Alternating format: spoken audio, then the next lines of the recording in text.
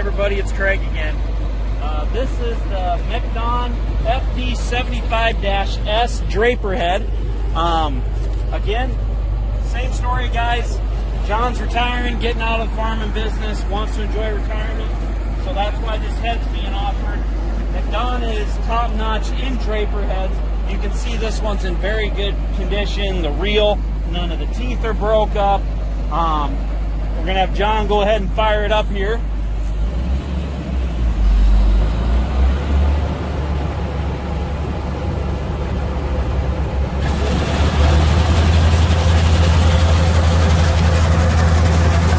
So will the start on this then, guys? You can see all the sickles are in good condition. Got the Draper feeding from each head. Close to the middle feeder. We got the other Draper pushing it up to the feeder house.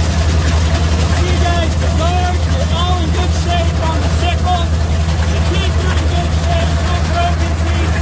Very nice head, guys. You won't find one better. I'll have John go ahead and roll the reel quick.